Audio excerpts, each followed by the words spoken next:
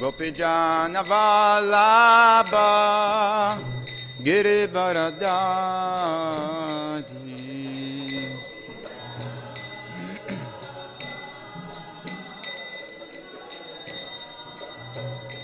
Jaya Gopijana Vallabha Girivaradhari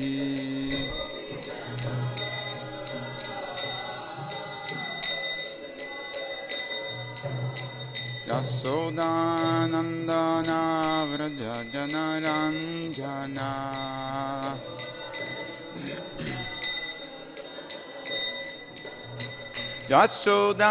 Yasodanandana Vraja Janaranjana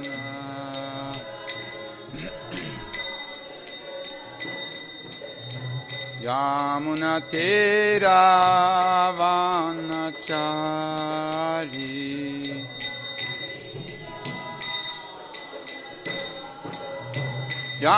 Yamunatira Vanachari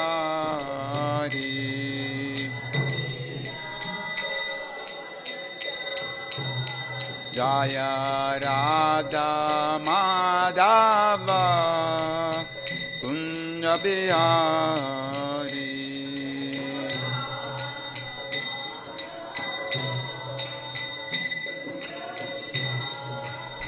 Jaya Radha Madhava Kunja Bihari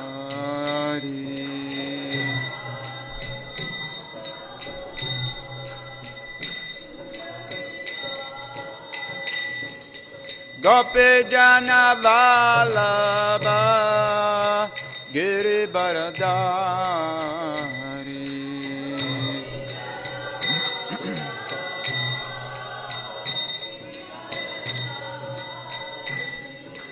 Gopijana Vallabha Girivaradhari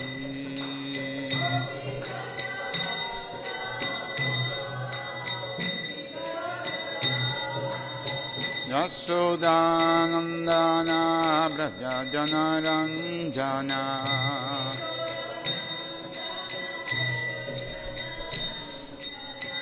Yasodanandana Vraja Janaranjana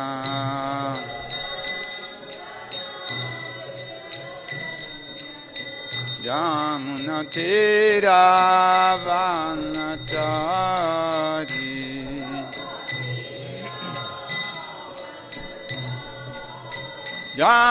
Yamunatira Vanachari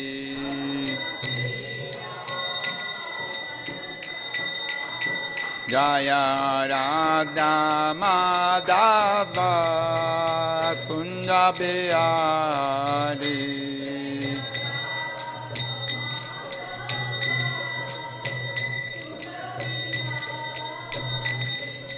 Gopijana Vallabha Girivaradhari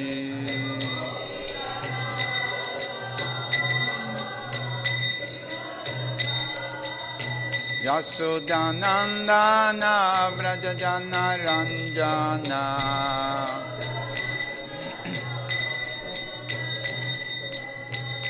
Yamunatira Vanachari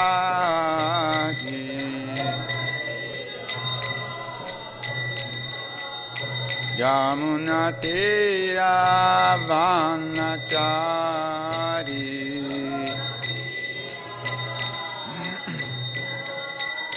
Jaya Sri Krishna Chaitanya Prabhu Nityananda Sri Advaita Gadadhar Srivasadi Gaura Bhakta Vrinda Jaya Krishna Chaitanya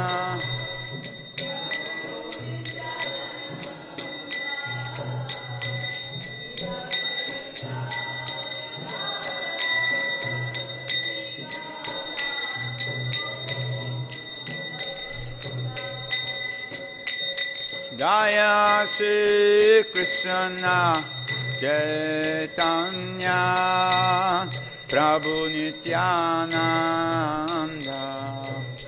Shri Advaita Gadadhar Shrivasadi Gaura Bhakta Vrinda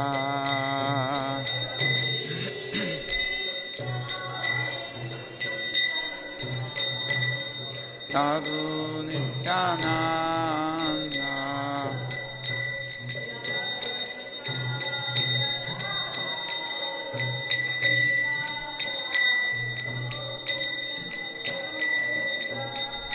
Hare Krishna, Hare Krishna, Krishna Krishna, Hare Hare, Hare Rama, Hare Rama, Rama Rama, Hare Hare.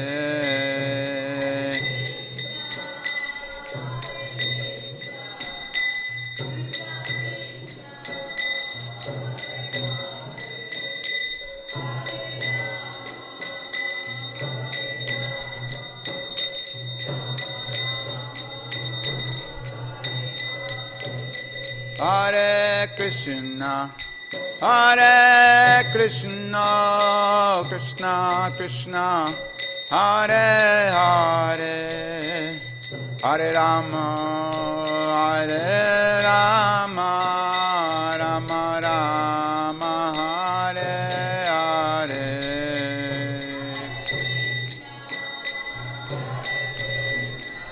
Vivo!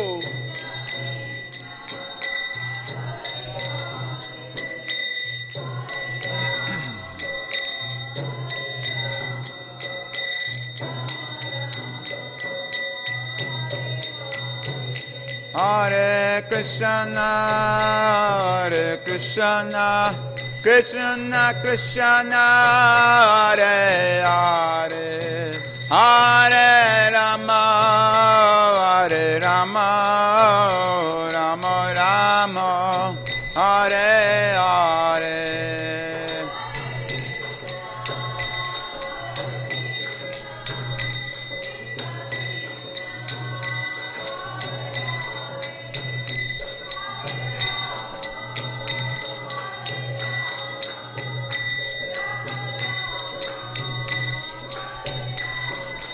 Hare Krishna, Hare Krishna, Krishna Krishna, Hare Hare, Hare Rama, Hare Rama, Rama Rama, Hare Hare.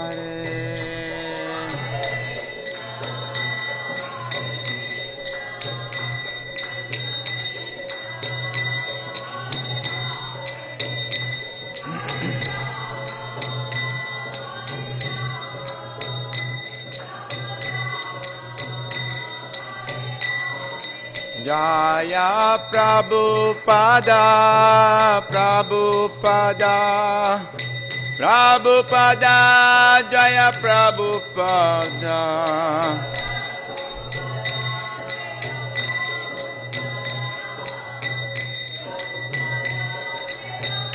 Jaya Jaya Prabhupada, Prabhupada, Prabhupada, Jaya Jaya Prabhupada.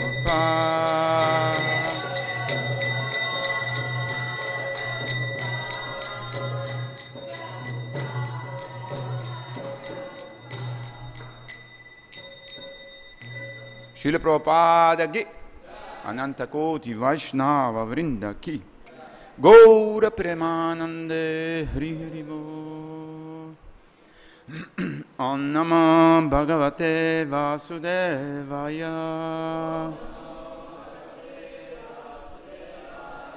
Om Namo Bhagavate Vasudevaya. Om Namo Bhagavate Vasudevaya.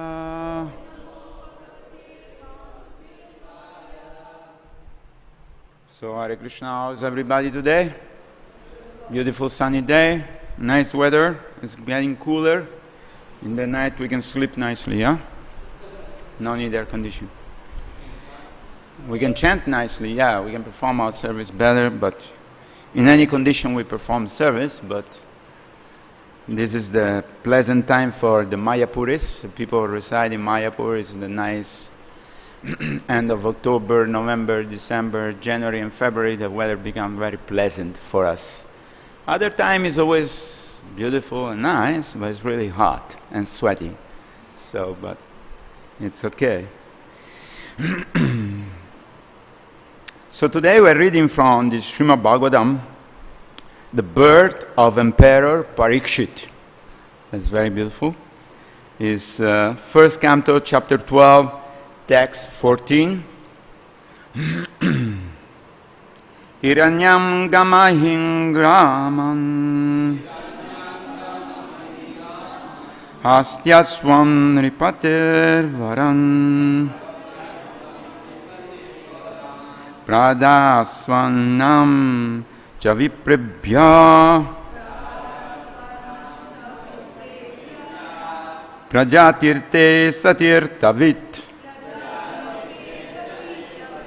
hiramnyam gamim graman astyasvam nirparivaran pradasvanam chaviprabhya prajatirte satirtavi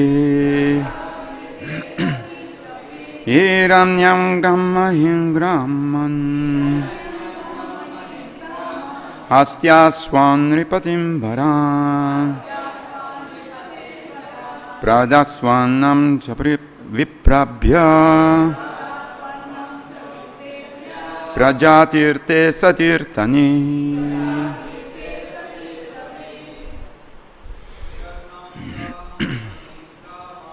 Hiranyangamahim gramam astyasvan ripani varam pradasvanam chaviprebhya prajatirte satirtavit hiranyamangahim mamam astyasvan nipatim maram pradasvanam chaviprebhya prajatirte satirtavit. Mataji. Hiranyam gamahim gamam astyasvan nipanim naram pradasvanam chaviprabhya prajatirte satirtavit hiranyam gamahim gramam astyasvam nipatim varam pradasvanam chaviprebhya prajatirte satirtani. Anybody else? Hiranyam, gold. Gam, cows. Mahim, land. Graman, villages. Hasti, elephants. Aswan, horses. Nripatihi, the king. Varam, rewards. Pradat, gave in charity. Swanam, good for grains. Cha, and Vriprabhyaha, unto the brahmanas. Prajatirte, on the occasion of giving in charity, on the birthdays of a son. Saha, he, tirtavit, one who knows how, when, and where charity is to be given. Translation by His Divine Grace, A.C. Bhaktivedanta Srila Prabhupada. Upon the birth of a son, the king who knew how, where, and when charity should be given, gave gold, land, villages, elephants, horses, and good food grain to the brahmanas. Please repeat after me. Upon the birth of a son, the king who knew how, where and when charity should be given, gave gold, land, villages, elephant, horses, and good food grain to the brahmanas. Purport by Srila Prabhupada. Only the brahmanas and sannyasis are authorized to accept charity from the householders. In all the different occasional samskaras, especially during the time of birth, marriage, and death, wealth is distributed to the brahmanas because the brahmanas give the highest quality of service in regard to the prime necessity of humankind. The charity was substantial in the shape of gold, land, villages, horses, elephants, and food grain, with other material for cooking complete foodstuff. The brahmana were not therefore poor in the actual sense of the term. On the contrary, because they possessed gold, land, villages, horses, elephant, and sufficient grain, they had nothing to earn from themselves. They would simply devote themselves to the well-being of the entire society. The word tirthavit is significant here. The king knew well where and when charity has to be given. Charity is never unproductive or blind. In the Shastra, charity was offered to persons who deserve to accept charity by dint of spiritual enlightenment. The so-called Daridra Narayana, a misconception of the Supreme Lord by an unauthorized person, is never to be found in the Shastra as the object of charity. Nor can a wretched poor man receive much munificent charity in the way of horses, house, elephant, land, and villages. The conclusion is that the intelligent man, or the brahmanas, specifically engaged in the service of the Lord, were properly maintained without anxiety for the need of the body, and the king and other householders gladly look after all their comforts. It is enjoined in the Shastra that as long as a child joins with the mother by the navel pipe, the child is considered to be one body with the mother. But as soon as the pipe is cut and the child is separated from the mother, the purificatory process of jata karma is performed.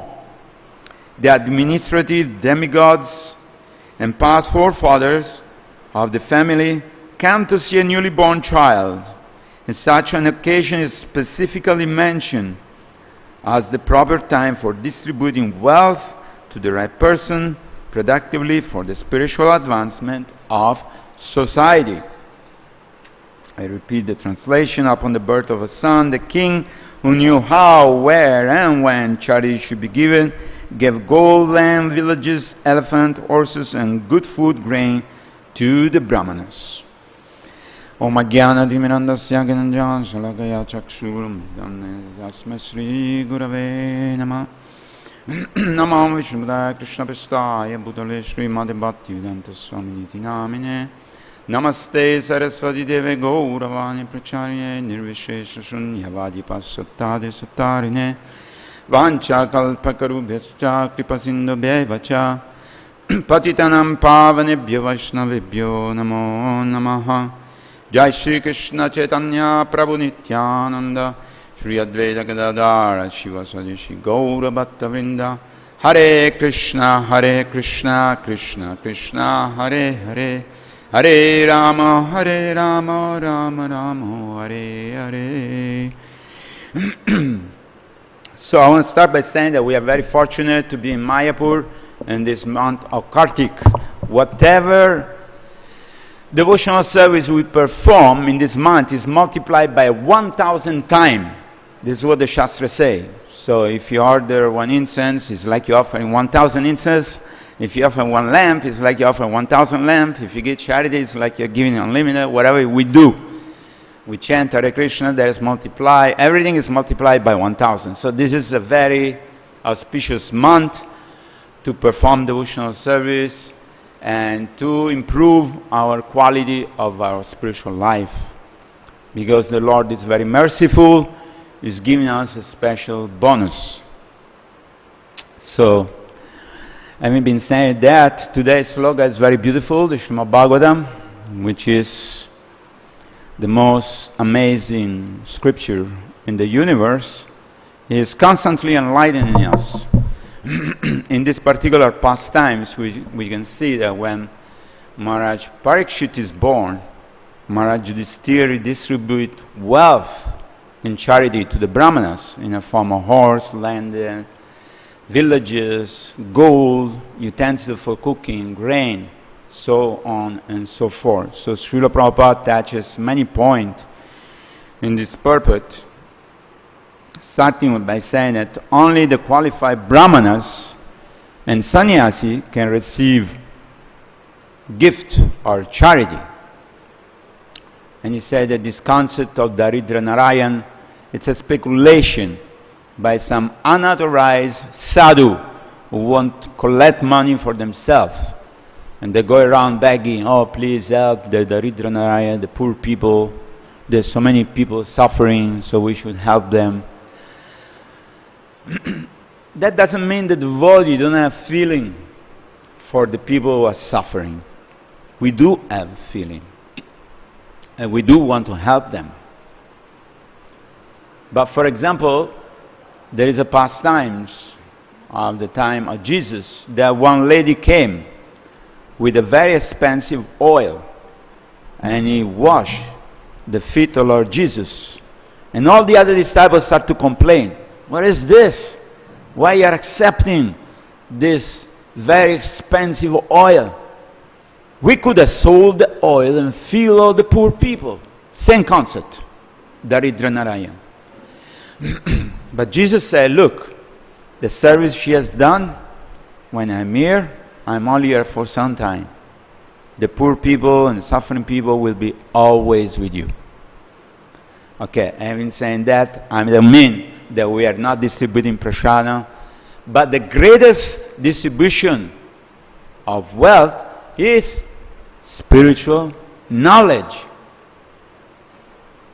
Do you agree with that? Of course, we cannot preach to somebody who is hungry. Somebody say, please, I'm hungry. You can speak the Bhagavatam for 5 hours. They can say, I'm still hungry. I want to eat something. So, we cannot, ignore this. Therefore, we have ample prasadam distribution all over the world. We have restaurants, we have people who are distributing prasadam or trying to help the people, because even if a person or animal, they take 1 grain of prasadam, that is called agyata sukriti. Next life, they will be born as human, and they will be maybe interested in knowing more about the human goal of life. Simply to feed people is good.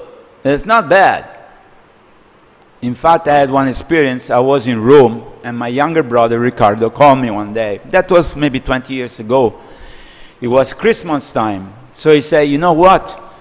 The church we are affiliated to, and the priest, well, his name was Fernando, he has arranged to distribute blanket and food to the poor people. Will you come with us around the city and distribute this? I said, yeah, sure. It's nice, great. Winter time is cold in Rome. People are shivering, they're sleeping in a cardboard box in a corner of some building which is covered, there's no rain. So we went out and distributed all the blanket to all the we could find, whoever person was in need. But then we went to the church, and the priests have organized big tables and food for all the people who came, all these poor people. But then what he was feeding them? Chicken and wine. And then in the end, he used to give them a packet of cigarettes and a bottle of wine and some money. And I say, what are you doing? I like to give blanket, but I didn't know you're giving chicken and all this. So I took the priest and I spoke to him. I told him, look, I know your intention is good. You want to help people. But how do you think that by feeding meat to these people and give them a bottle of wine and give them cigarette and give them money will really help them? He said, why not? I said, because these people will remain in ignorance. They will continue to be sinful. And they will continue to suffer. So what is the benefit of that? And then he was thinking. I said, look, we have a temple here, and whenever you want to distribute food, that should be offered to the Lord. It's called prasadam. And I speak to him very nicely, and he was telling, wow, I tell you, you are 1,000 light years ahead of us. I say, it's not me. Is that the Vedic scripture describe how to give charity. So here Srila Prabhupada say that no one should give charity to the unqualified people. Now just imagine you have 3-year-old kids, you give $1 million bill. What they will do? They start to play toys with $1 million because they don't know what is the value of the $1 million. Again, Jesus said, don't give pearls to the swine. Swine means the pig. If you give pearls, necklace to the pig, what the pig will do? Will appreciate that? No. So we must be very careful to whom to give charity, because charity is very important. The society is formed by many families. And the family in a Vaishnava society support each other.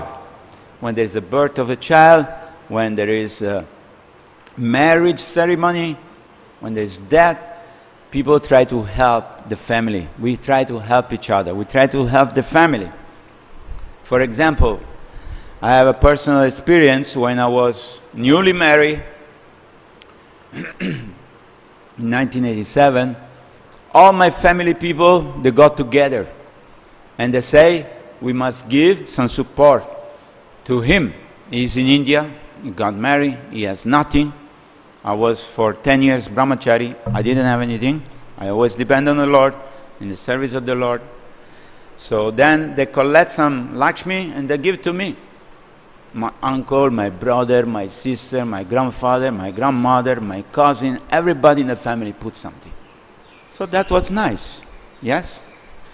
So if people understand that the ultimate goal of life is to serve each other, especially in the Vaishnava community, we should be very open-hearted to give charity for the people, for the devotee who dedicated their life in this Krishna conscious movement.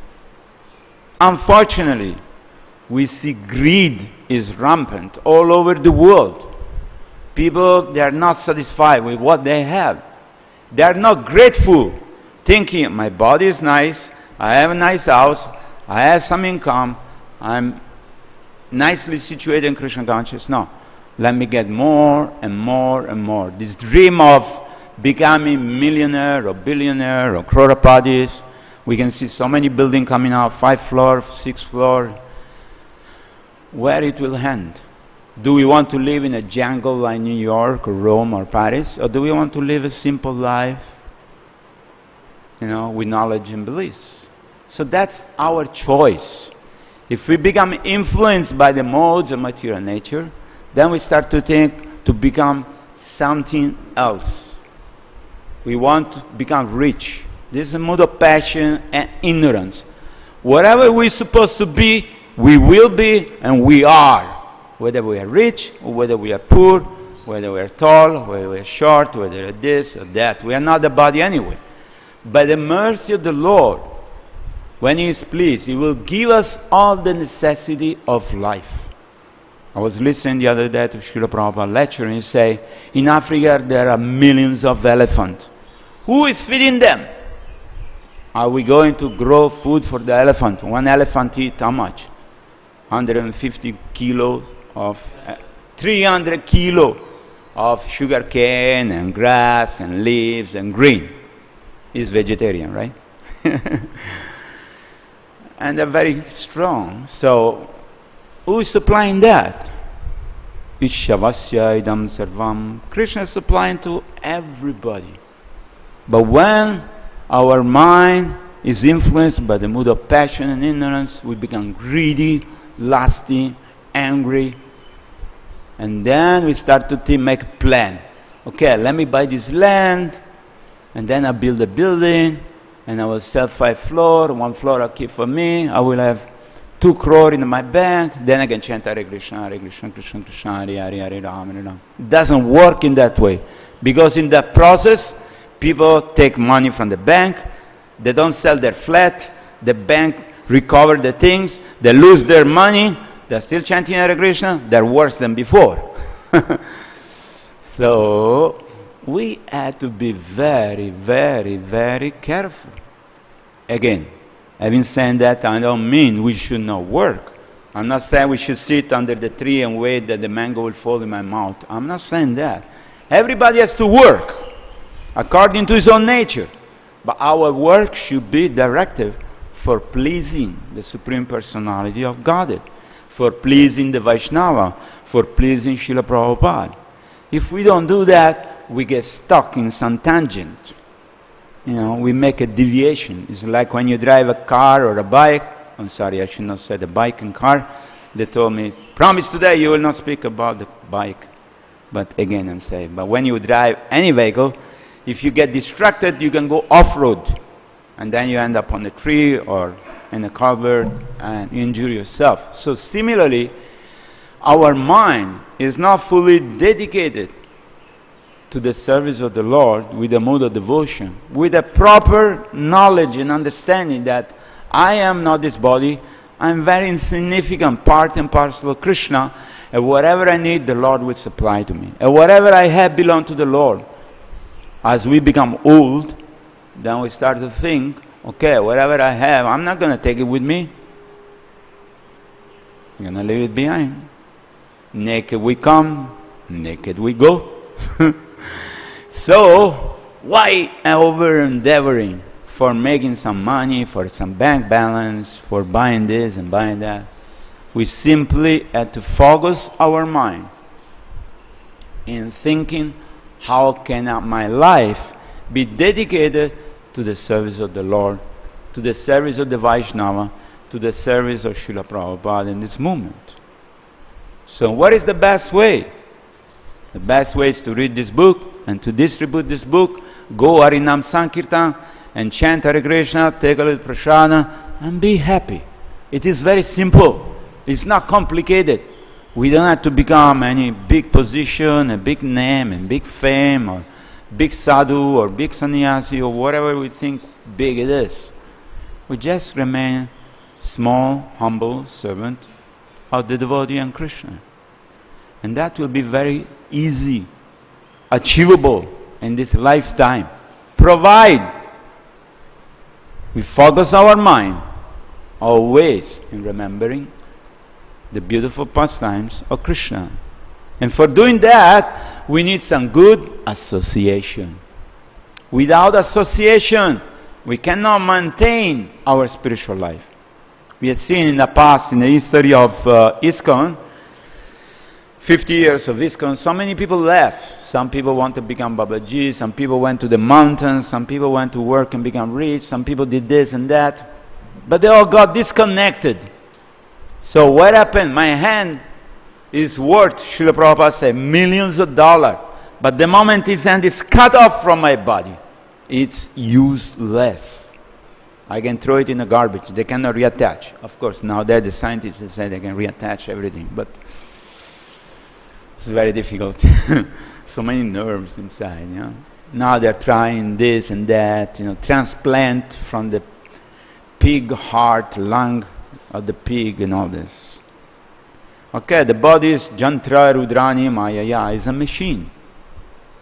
But whatever Krishna has given us, let's be grateful Let's be grateful. We have everything working.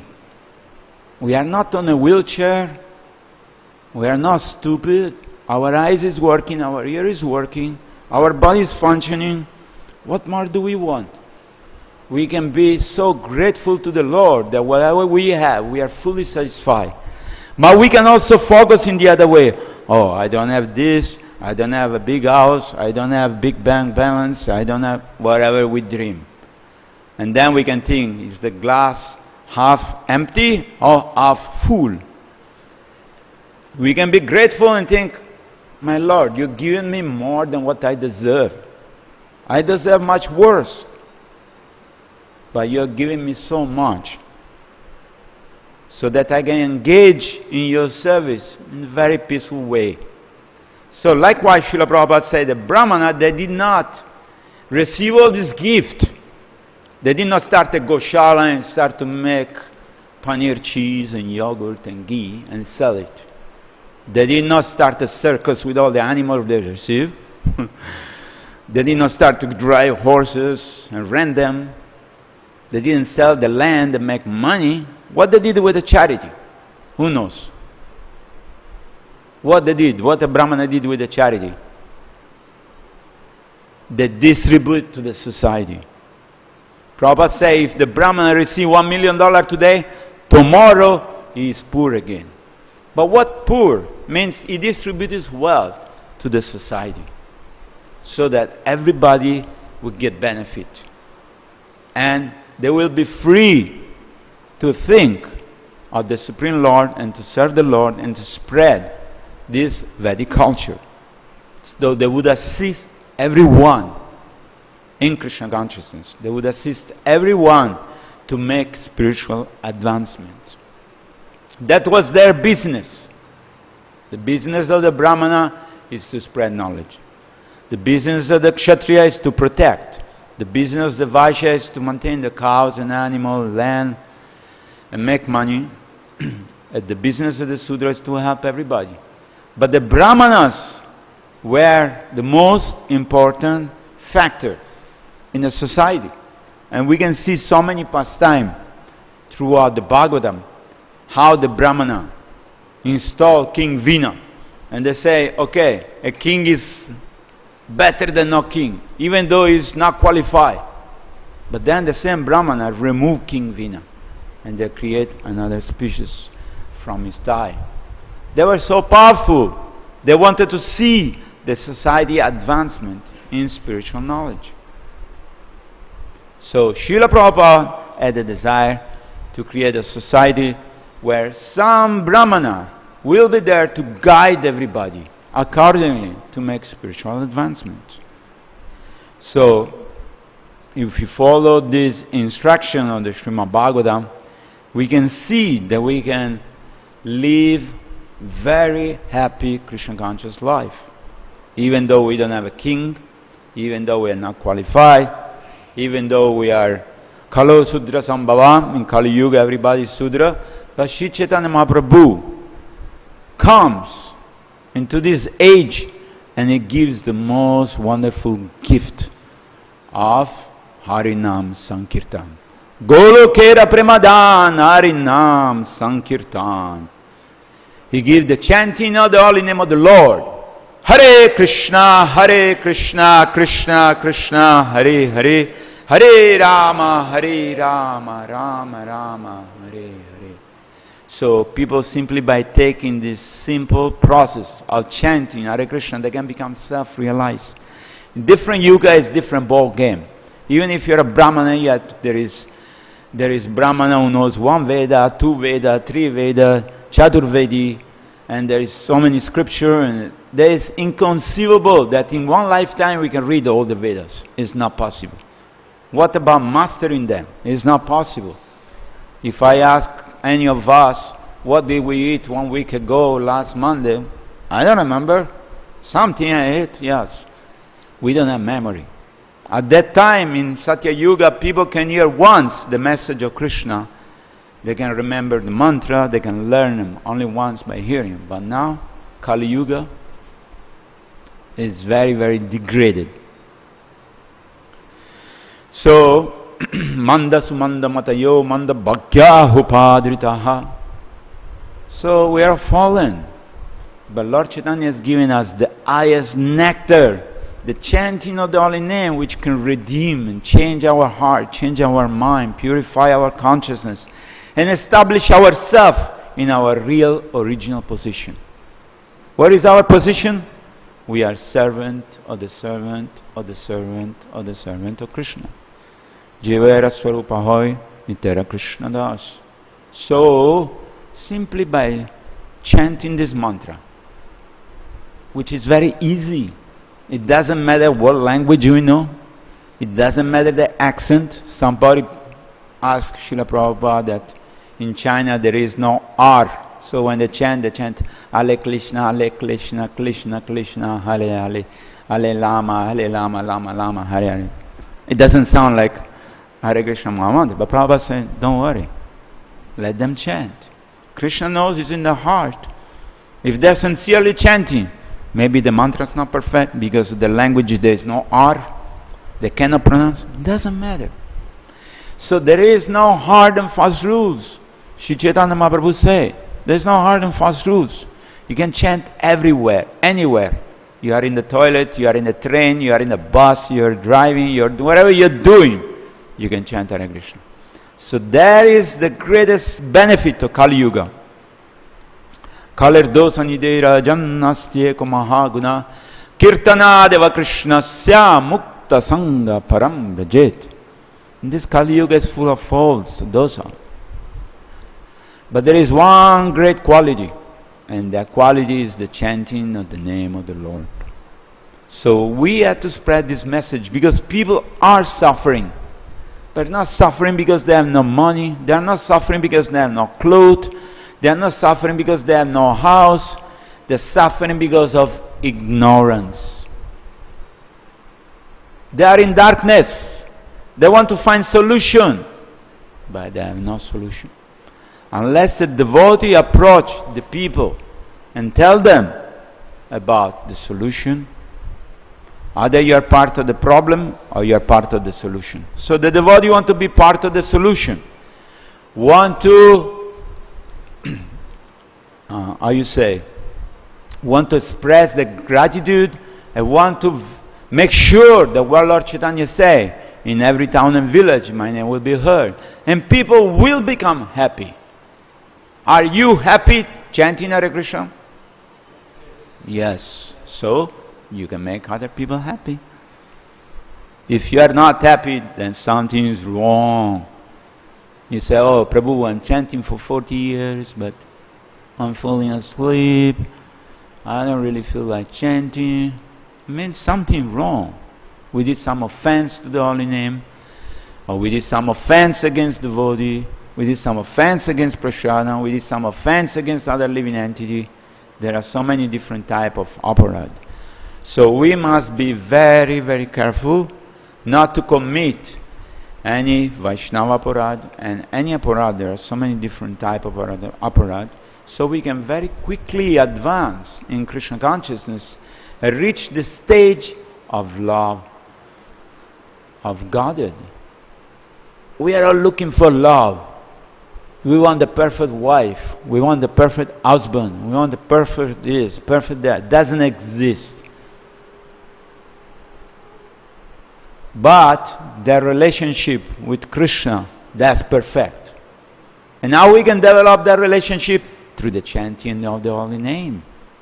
So when we chant, we are actually appealing to the Lord. Please, my dear Lord, engage me in your service. And the Lord is hearing us. So that chanting must be dedicated for the single prayers, so that I may become qualified to serve the Vaishnavas. But if while chanting I reading newspaper and watching my phone and doing so many other things, it's like you invite a great personality to your house, you invite your guru to your house to take lunch, but when he comes, you say, oh, sorry, Mahārāj, you sit down, I'm very busy now. I'm doing this and that and cleaning my house. And what is this? Couldn't you clean the house before? Couldn't you do later? You invite me to your house and you tell me to sit here and wasting my time, waiting for you. That's not proper etiquette. See, this etiquette we learn throughout the history of Mahabharata and Ramayana. There's so many instances how this etiquette of social behavior are learned. So we must learn that this chanting of the holy name is the most profound and it's the best time in my day. Therefore, Srila Prabhupada say, Brahma Muhurta time. We should wake up early in the morning and chant with dedicated attention to hear the holy name of the Lord. We should not do anything else. All the other stuff, we have another 20 hours, 22 hours to do. Now let's give this time to Krishna, to chant His name, so we can become purified.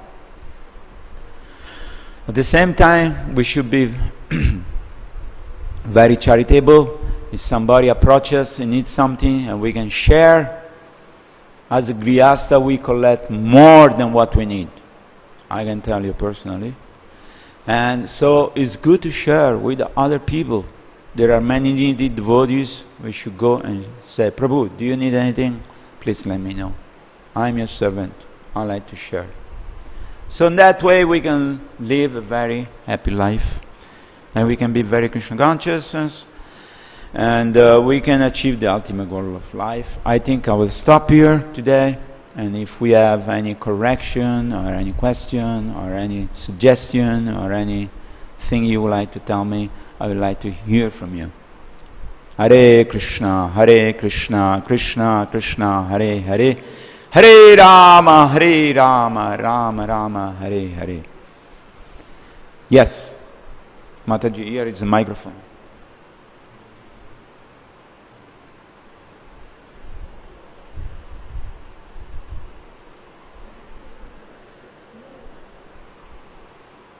Working? Hare Krishna. Yeah. Hare Krishna. Thank you, Prabhu, for the nice class on charity.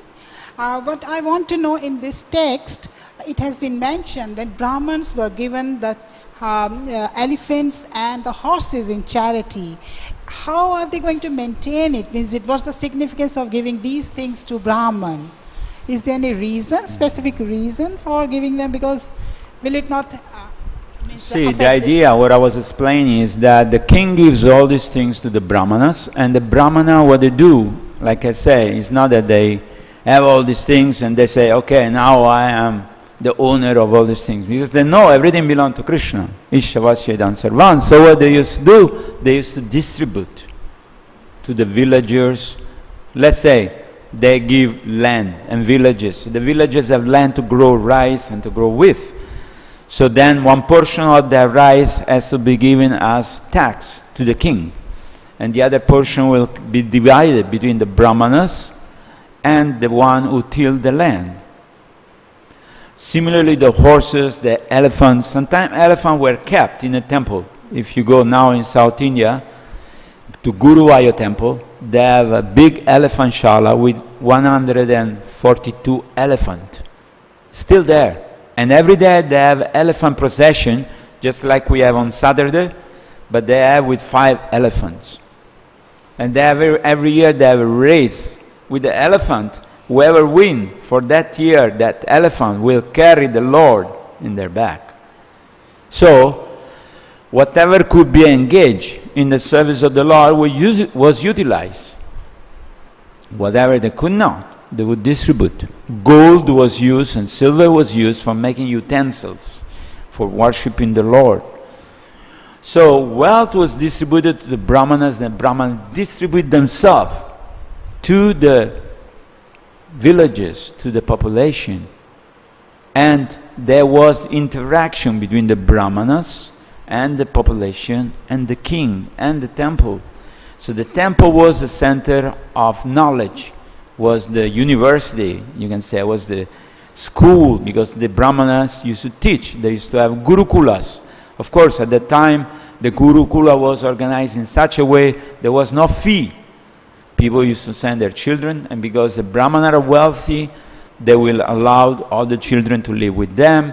They have money, they can feed everybody because they have ample resources. Now it's not possible. If you send your son and daughter to school or to Gurukul, they say you have to pay so much because they cannot depend on charity. Nobody's so charitable. And originally the school, even in the West, we see the schools are maintained by the government. Even in some country like Italy, education is free up to a certain standard. Even some universities are free. So the Brahmana recognized that knowledge was to be distributed, the teaching, they never charge, because otherwise they would compromise themselves. And an ample example of this is Śaunaka Pandit. Śaunaka Pandit was the advisor to the king. Was King Ashok? What was the king? Chandragupta. Huh? Chandragupta Maurya. So the king say, oh, this Pandit is so great, he's so intelligent. He used to come every day and give advice. At one point he understanding the value of Śaunaka Pandit, told him, listen, why you live in the small village, in a small hut? I will give you a nice building. You live in my palace. Whenever I want, I'll call you. And you can give me advice. I like you. Śaunaka Pandit said, no, my dear king, I am very sorry, but I will not compromise my standard. I want to live in a village. I will give you advice. Whether you like it or not, I will give you the advice of the Shastra. If I live with you, then I'm thinking, oh, if I don't give this advice which the king will like, he maybe throw me out. Then I have no place to go. Correct? Another example is given that when Bhishma Dev was in a bad arrow, everybody was very sorrowful to see Bhishma in that position, that is waiting for the time to come when he can pass away. But there was one lady who was smiling. Who knows the lady who was? No? Draupadi. Draupadi, Bhishma Dev saw Draupadi smiling. And he called her and said, come here. Why everybody sorrow? Why you are smiling? He said, well, you are one of the 12 Mahajan. You were the Kuru of both the party. You are an empowered personality. But when they tried to disrobe me in the court, in front of all people, you did not say one word. You could have stopped them and said, this is wrong. But you did not do it, because that's why I'm smiling. You should suffer. And Bhishma Dev say, you are completely 100% correct. I was compromising my standard because I was receiving food, donation, shelter by the Kauravas. Therefore I could not. So we can see the Brahmana, they're very strict with themselves. They are very liberal with everybody, but they will not compromise the standard. If you have to tell the truth, they will tell the truth. Of course, Śaunaka Pandit say one should be telling the truth in a palatable way. But sometimes you have to be like a surgeon. You have to cut in order to awaken people. So sometimes a surgeon has to remove some cancer. He has to cut the body and take it out and separate it from our body in order for us to be healthy. So sometimes the Brahmana, they give knowledge and they're cutting through with transcendental knowledge. They'll tell the truth, which is hurtful, but they will still not compromise their position. So the Brahmana used to distribute everything. They used to live in a very humble, simple way. But they were not poor, because they had transcendental knowledge. That's the greatest wealth. They could perform yajna. They knew astrology, astronomy. They were so powerful. They can direct the Kshatriya to do the right thing at the right time. That's why the Brahmana were so powerful. But then unfortunately Prabhupada saying Kali Yuga, the Brahmana are the one who destroyed the Vedic culture, because they thought they are so great. But what is their greatness? They say, oh, when the Brahmana used to walk in the street, all the Sudra has to move. The shadow of the Sudra should not fall on the Brahmana, otherwise they have to take bath again. And when the Muslim conquer India, they throw some water and say, now you are Muslim. They went to the Brahman and say, okay, this guy sprinkled water on me, now what shall I do? They say, oh, Shastra say you have to drink 2 liters of melted ghee. That means you will die. They could have just sprinkled some water on the Ganges and say, hey, no problem, you can be purified. Tatastu. But they didn't do that. So their knowledge diminished, their situation diminished. And because of that, even though they retained some knowledge of the absolute truth, and they didn't distribute it to everybody, the whole Vedic society collapsed. I hope this satisfies your question. Hare Krishna. Yes, Prabhuji.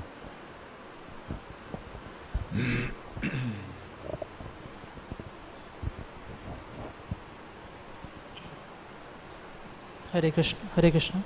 Prabhuji, you said that if one is not having taste in chanting, and so the reason can be that he did some Vaishnava aparadha or offense against prasadam or living entities. So if one did some Vaishnava aparadha, so one should ask for forgiveness from that Vaishnava. So if we don't know that what offense we did to some Vaishnava unintentionally, somewhere, sometime, so in that case what to do? So there is a nice pastime of Rupa and Sanatana Gosvāmī in Vrindavan. I think it was Rupa Gosvāmī or Sanatana Gosvāmī, I don't remember very well, that one time he was sitting and chanting and he started to laugh because he was seeing something in the spiritual world, some connection with Krishna. But at that particular time, one person who was a Brahmana, who was crippled, used to walk in a funny way. He got offended. He thought, this guy is laughing at me because I'm walking like this, you know. He became very upset. And then at the time, Rupa Gosvāmī or Sanatana Gosvāmī lost the taste for chanting. Then he went to his brother and said, look, I don't know, I haven't offended anybody, but I lost my taste for chanting. What shall I do? How will I know to whom I have offended? So his brother said, you know what? There's a nice system. You call a feast to all the Brajavasi, to all the sadhus, and that person who will not come, that's the person you offended. So he did that. And then he realized that this person who was a Brahmana, who had a problem with his leg or his back, who was walking a crooked way, he went there, he touched his feet, he asked apology, he said, I'm very sorry. He was very upset. He said, you laughing at me. He said, no, I was not laughing at you, I was laughing at something else. I did not want to offend you, please forgive me. So he forgave him. So sometimes, you know, we say offense against prasadam, we should not step on prasadam, for example. But if you work in a kitchen and you are serving prasadam, there are chances that you step on some grain sometime. Or likewise, there are many things we can do. Like we walk in the street and there is some ants and we squeeze it. Right? Unknowingly, we commit aparadha. But the Acharya said if you constantly chant the holy name, if you can know who is the person you offend, we go to the person, we touch their feet and say, I'm sorry, I want to apologize, I offended you, it was not my intention, I did it, but I didn't mean to offend you, I didn't purposely offend you, please forgive me. Take the dust from the feet of the Vaishnava, put it on your head and give him some gift and say, how can I please you? So the Vaishnava are very merciful. They will quickly excuse. As far as all the other offenses, they said if you constantly chant the holy name of the Lord, they will be removed. But let's say if I work in distributing prasadam in the Gada kitchen, then before serving, maybe I pay obeisance to the prasadam and say, my dear prasadam, please forgive me if I step on you, but this is my service. Like when Hanuman went to Lanka to find Sita, you know, he's searching inside the palace of King Ravana. And he opened one door, there are beautiful girls, half naked, sleeping with Venus, with Tampura. You open another door, there's beautiful girl. Everywhere is beautiful woman, because he had so many wives. Is this Sita? He has never seen Sita. No, it cannot be. This open other door. Then at one point he's thinking, I am a monkey, but I am a brahmachari. I should not see all these ladies half naked. This is not proper for me. But then he thought, okay, but what is my intention is not to enjoy them. My intention is to find Sita. And that's my motivation. And the motivation establishes your karma or your thought, the way you think. So he went on and finally found Sita. So motivation for our activity is very important. There is our state of mind. How can we properly think in a right way? Not just with the body, but with our mind. How we can do that? We have to train our mind always to think of Krishna, always asking ourselves, what am I doing? I'm doing for the pleasing Srila Prabhupada, the Vaishnavas, and Krishna, who are doing this with some ulterior motive. So the motivation we have in the service. Sometimes we are misunderstood. Let's say you do something, and people misunderstand. So maybe we have to clarify and say, I'm sorry, I didn't mean this, what you saw. Let's say you come to my house at 7 o'clock in the morning, I'm taking a nap. And then you go away and come back 7 o'clock in the night and still taking a nap. But in between, maybe I went to Calcutta and come back, I did so many things. But what you see me, you think, this guy is useless. 7 o'clock in the morning I came, he was sleeping. 7 o'clock in the night, after 12 hours, still sleeping. Means he's a lazy bum. He's sleeping all day. But is that true? Not necessary. Another pastime is there that the cousin of Ramachandra was walking in the street. So he stopped to hear the beautiful Ramayana. Then all the devotees come and complain. They say, your cousin brother Ramanuja, he is sitting outside the prostitute house. What's his problem? He said, I don't know. Let me speak to him. He called him, go in there, come here, sit. What is that you're doing? What did you do last night? He said, I was listening to the Ramayana outside one window. I don't know. Do you know that's a prostitute house? No, I don't know. I was just listening. They were reciting the Ramayana, and that's what I was listening. I don't know whose house it was. So, motivation is very important. Our consciousness, our attitude, so that propel our Krishna consciousness. So there are many pastimes like that.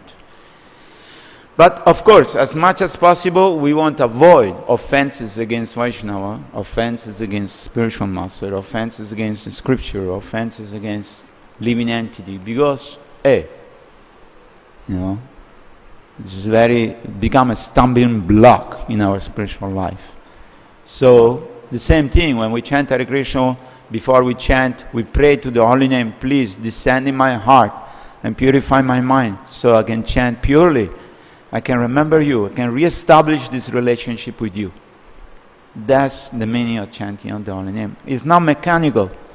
I'm chanting for 40 plus years, so I think simply by chanting this mantra mechanically I will achieve something. No, it's conscious behavior.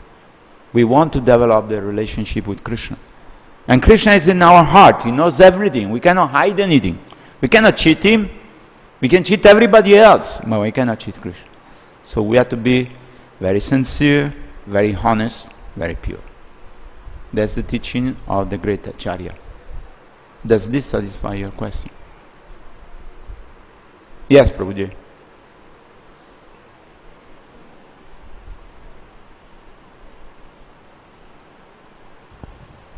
हरे कृष्णा प्रभु जी, दंडवत प्रणाम. प्रभु जी, जैसे you talked about seva and being at dham, one needs to do the seva.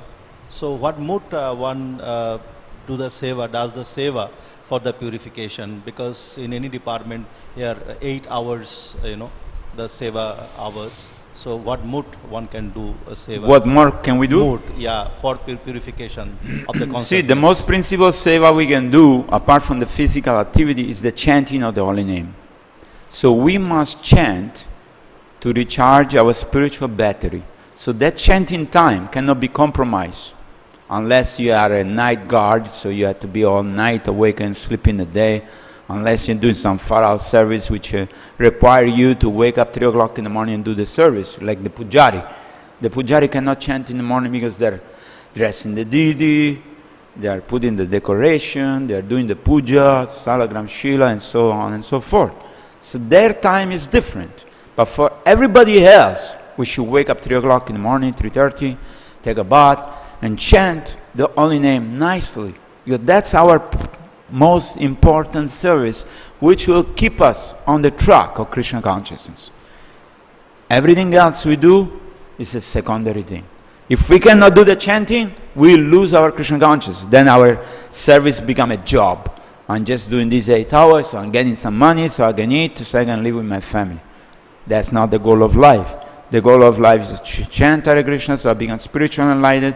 I develop a desire to do service and to please Krishna. So that time, 1.5 hour, 16 round minimum, Prabhupada say, we can chant extra, especially in this month of Kartik.